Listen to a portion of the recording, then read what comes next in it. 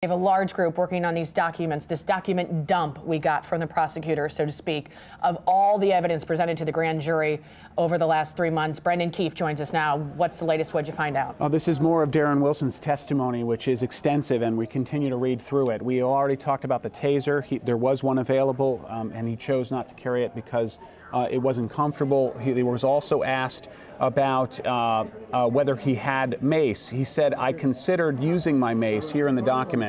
"I considered using my mace. However, I wasn't willing to sacrifice my left hand, which is blocking my face, to go for it. I couldn't reach around on my right side and get it. If I had gotten it out, the chances of it being effective were slim to none. His hands were in front of his face. It would have blocked the mace from hitting him in the face. If any of that got on me, I know what it does to me, and I would have been out of the game. I wear contacts, and if that touches any part of my eyes, then I can't see at all." And then, like he said, "Like I said, I don't carry a taser." He also said he considered his ASP, which is a collapsible baton, but to get that out, and he said he kind of sit on it. "I usually have to lean forward and pull myself forward on the steering wheel to get it out." So what he's saying here is about using the mace. And indeed, it's not very good in close quarters because you do have it, the possibility of it coming back on you. We have some new information. If I can, quarterback here from the desk, I'd like to throw it over to Russ Potasic and Lisa, who have some more information and some documents that have just come in, if we're capable of doing that, guys. Yeah. Okay. Brendan, we've got some of the first photos that you're going to be able to see of Officer Darren Wilson. Now you have that's the exact shot that I was just showing you. Okay, here we go. I'll move to the back of his head, which is because in the testimony, he talks about being hit multiple times by Mike Brown. He says his hands were everywhere. Mike and Ann? All right, Lisa, Russ, thanks very much. We continue to follow the situation in Ferguson. We do want to let you know that I-44, which was closed at Grand, is now reopened in both directions. The protesters left that situation and they went back into the Shaw neighborhood. They are continuing to march at this hour. The highway was still closed even after the protesters marched out of there, but apparently it is back open. Let's go back to Mike Rush, who is now at Grand and Arsenal. That's where those protesters who were on the I-44 are now. Mike. Yeah, they've gathered here, and we were just alerted to the fact that there has been some vandalism here. This is a FedEx storefront right here, and there's a St. Louis Bread Company right next door. You can see that the windows have been broken in. There's a brick on the ground over there with shattered glass, and on the other side, you can't see it from here, but the front door of the FedEx is broken open, just completely broken. The glass door is broken, so a little bit of vandalism here along Grand Avenue, and not as many people have gathered here after the I-44 protest. It seems like the crowd has dispersed a bit, and the people are more of in a festive mood, as you can see there, taking pictures and dancing in the streets and playing music and things of that nature. I will say also that, you know, we watched that dramatic set of events unfold. We saw that dramatic set of events unfolding over there on Interstate 44. And we didn't notice any arrests or anything like that, not for any kind of crimes or anything like that. Let's not do that again, buddy. All right. So you can see a festive group of people. Let me go ahead and pitch it back to you guys, because I got kind of a wily group out here. We don't know what they might try and do, Mike, so thank you. Again, FAA has closed down airspace for 6 hours above Lambert Airport around St. Louis. Both fires right now of the public storage on fire. Two different angles for you here. That has grown immensely since we first showed you just one window, it looked like, was on fire. Fire departments have been told to hold back because reports of shots fired. Also, as we speak, around the country, there are what are mostly peaceful protests also going on in Boston, in Times Square, in Oakland, in Washington, D.C., Capitol Hill. But again, mostly peaceful unlike the scenes unfolding in both of these shots here. At least a dozen buildings either on fire or at this point destroyed. Many of those buildings, small businesses, housing small businesses that no longer exist. Yeah, so. and it's wounds that the entire area will bear. And I believe we have standing by St. Louis Mayor Slay's Chief of Staff, Jeff Rainford, is going to be joining us on the phone. And really what you had tonight, those weren't protesters who started the fires or shot, fired the 150 shots or looted the businesses. That was criminal activity. And that was the one thing that we were always worried about. I actually, like the mayor and like Chief Belmar and others, had great confidence in the organized protesters, the nonviolent protesters, but we always worried about, people who would use the protests, for their own, to advance their own criminal careers, do their own criminal behavior, not to advance the cause, not to bring grievances to the government, not to try to produce change, not to try to make St. Louis a more fair and just place for everybody, but simply to, conduct and just do criminal behavior. And that seems like that's what happened in Ferguson tonight. And we're going to go back live out to this car lot fire. It's near the Delwood Rec Center. You can see that right on your screen. It's part of the Auto by Credit Company. And in about an hour now, since this started, it started with one car. We can see the flames have literally just spread right down the line. It started on the left side of your screen and it has just proceeded, but we can see it looks like a fire crew out there spraying water on some of the cars trying to get this under control. Man, I can tell you, I don't know when the last time I've been so happy to see fire engines and fire trucks doing their work, because I mean this was a very depressing sight, just to be honest. I mean, we just watched this fire spread from car to car, and a very helpless feeling watching this live video from the chopper. So again, this is on West Florissant Ave, north of Chambers in Delwood. It's Auto by Credit, as Nicole mentioned. What you don't see is just north of this car lot was a Conoco gas station that literally went up in smoke.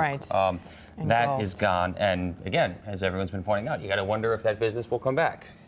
So we're going to go live now to Ryan Dean. He is at the command center at Buzz Westfall Shopping Center.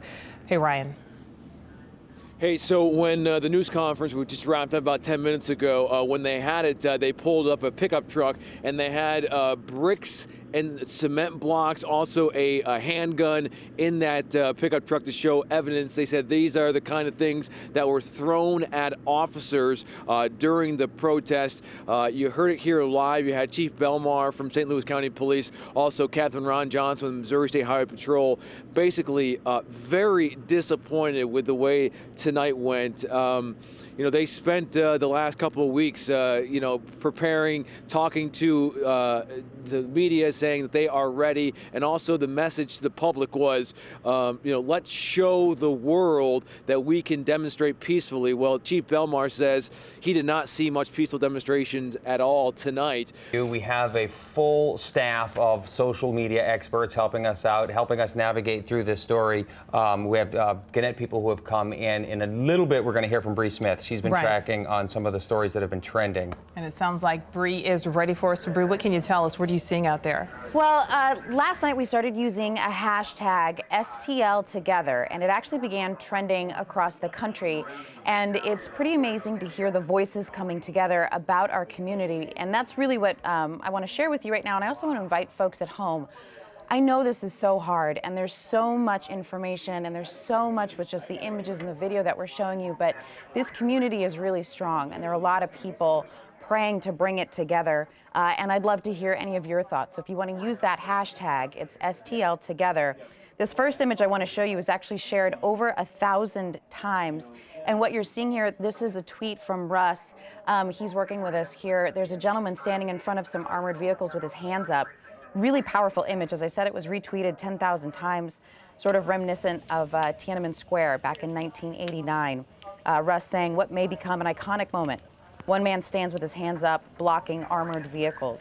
Lots of people sharing some really positive messages too. Athena sent this, pray hard for Ferguson and the rest of STL. That's my home, my heart, and my family. Hashtag STL Together, do the right thing. No more violence. Another one that I can show you from Carson. St. Louis has been my home for 2.5 years now. Watching this news is breaking my heart. Why destroy your own home? Hashtag STL Together, hashtag peace. Some really beautiful images too. Take a look at this one, folks at Target. We are one team with many differences, but we all work together and smile along the way. Hashtag smiles, hashtag STL together, showing you how this story is coming to folks that are working as we get ready for a holiday that's coming in just 2 days. How far-reaching this story is as this touches them. Adrian, I love STL and I'm so sad this is happening. Pray for peace and for the safety of those trying to protect our city. Hashtag STL together. So we know dozens of buildings either on fire or destroyed. We know 2 St. Louis County police cars were melted. That came directly from Chief Belmar. He also said officers were hit with rocks and batteries. Chief Belmar said that he himself heard more than 150 shots fired after the grand jury's decision was announced. He says, as Ryan mentioned, that at one point he told troops to back off. They were almost treating it, quote, like a festival or a baseball game. As I said, we have about a dozen buildings burning. This is extended all the way up as far as looting goes to Halls Ferry and New Halls Ferry, Old Halls Ferry and New Halls Ferry, the wedge, and pretty much up West Florissant all the way to 270, even across at the clock tower. So again, a lot of gunfire. I'm disappointed in this evening. I really don't have any hesitation in telling you that I didn't see a lot of peaceful protest out there tonight, and I'm disappointed about that. I'm not saying there weren't folks out there that were out there for the right reason. I'm not saying that wasn't the case, but I am saying that unfortunately this spun out of control. And frankly, what I'm seeing tonight, and I have been up there all evening, right in the middle of it, along with Captain Johnson, what I've seen tonight is probably much worse than the worst night we ever had in August. Yeah, John Henry is live. He's along New Halls Ferry. He's talking to a firefighter. John, what can you tell us? Hey guys, yeah, I'm here joined right now with Assistant Chief Farrer with the Ferguson Fire Department.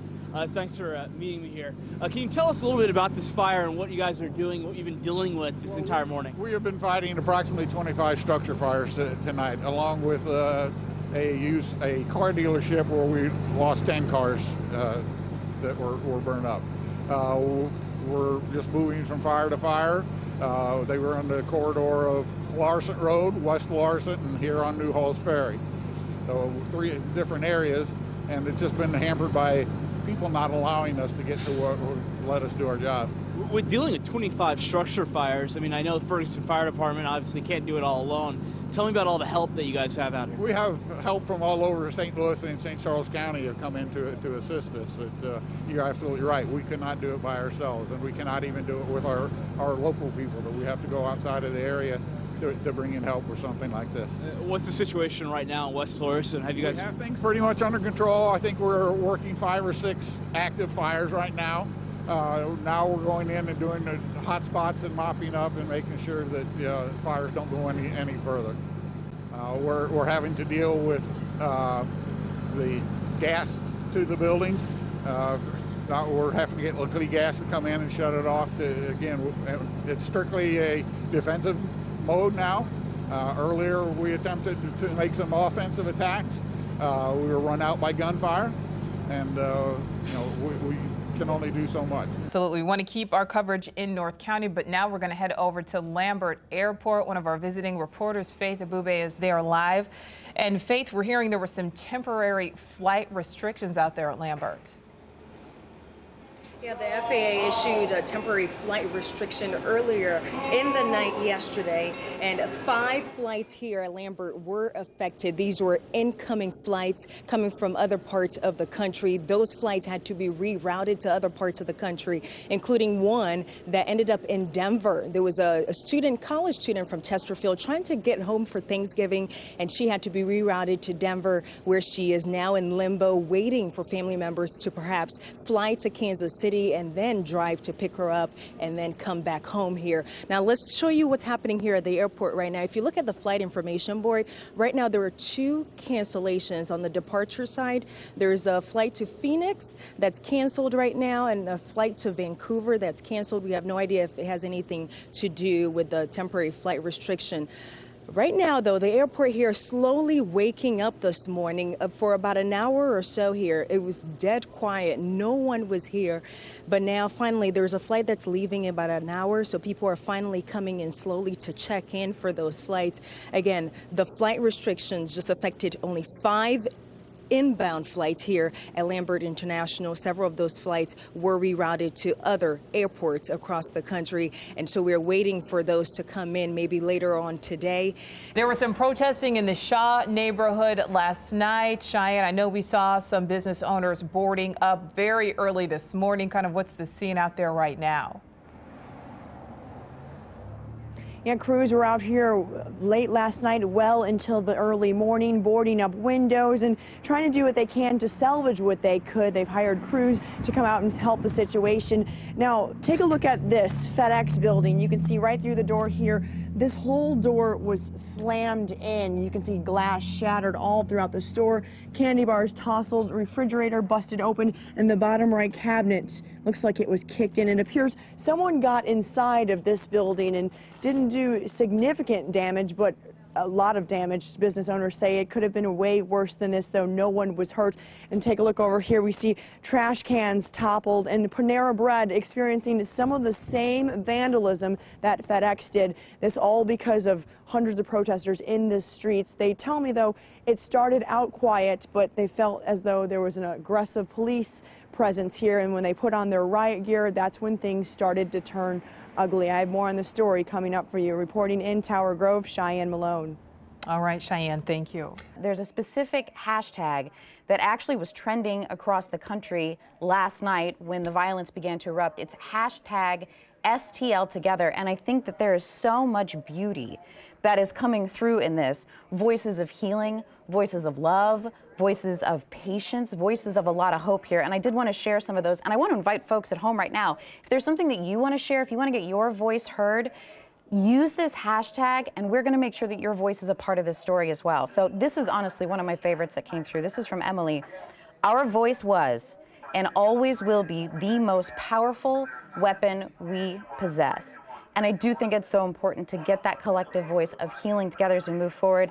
A lot of folks quoting MLK Jr., a lot of folks quoting Maya Angelou. Listen to this, hate. It has caused a lot of problems in this world, but it has not solved one yet. And she's right. She's absolutely right. That was with hashtag STL Together. Emily also tweeting, this isn't how we heal. We can only heal through love and respect for difference of opinions. Love always wins. Hands up united. Honestly, we can't heal as a community until we address systematic racism, dismantle it, and rebuild together. Hashtag STL Together. And a lot of these folks live both here in St. Louis, but a lot of people, as I said, commenting from outside St. Louis as well. The only people being hurt are your friends, your neighbors, your fellow citizens. Hashtag pray for Ferguson. Hashtag STL Together. We are all in the same boat. If we don't grab a paddle and right this ship, we are going to sink. So many people coming together on Twitter and Facebook. This is the last one I'll share with you. This one was really beautiful.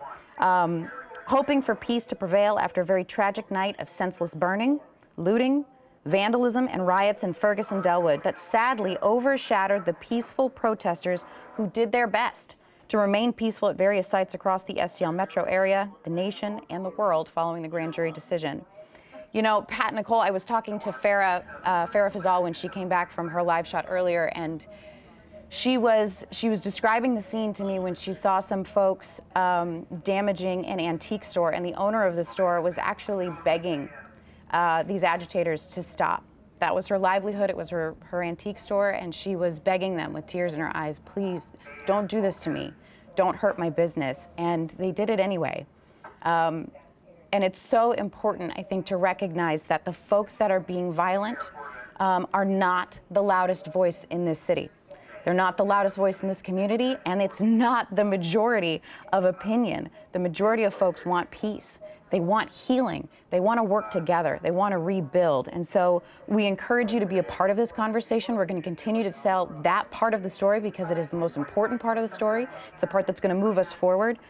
Folks at home using hashtag STL Together. We'll be sharing that as we continue to bring updates going forward. Pat, Nicole. Yeah, right. It's such a good point, Bree. I mean, because there are so many business owners in Ferguson and in Delwood who were knocked down overnight through no fault of their own. So it's on all of us to lift them back up It is, again. and obviously, you know, people are angry. I mean, we're seeing the repercussions of that, you know, early this morning, late last night. We're seeing that there's a lot of anger out there, but obviously we need to focus on the positive because we do have to move forward. We cannot dwell in the anger.